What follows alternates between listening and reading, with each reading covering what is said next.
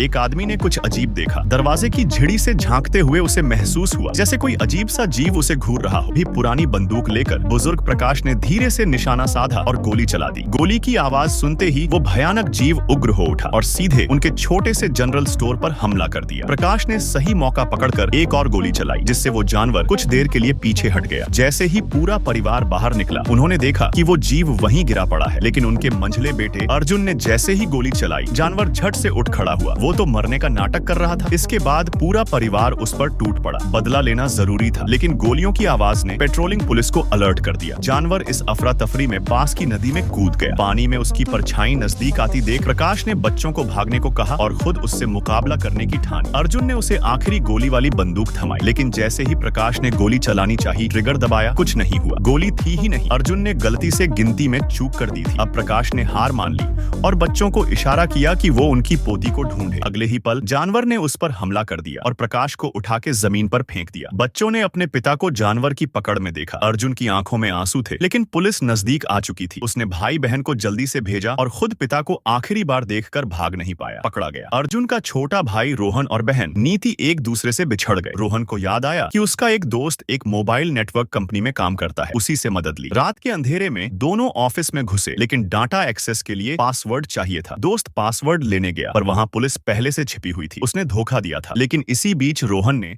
अपने जुगाड़ से सिस्टम में घुसकर लोकेशन निकाल ली। तभी पुलिस ने उसे घेर लिया, लेकिन रोहन ने स्मार्टली वायरिंग से शॉर्ट सर्किट कर दिया और अंधेरे का फायदा उठाकर निकल भागा। चौंकाने वाली बात यह थी कि जाते जाते उसका दोस्त चुपचाप ओन ऑल द बेस्ट का इशारा कर गया। शायद उसे पछतावा हुआ। भागते वक्त ब्रिज से कूदकर रोहन पुलिस से बच निकला और भाई बहन को लोकेशन भेजी। इधर नीति ने रात ब्रिज के नीचे काटी, फिर पेट्रोलिंग से बचते हुए एक छोटी दुकान से कुछ खाना लिया और फोन चार्ज करके लोकेशन मिली।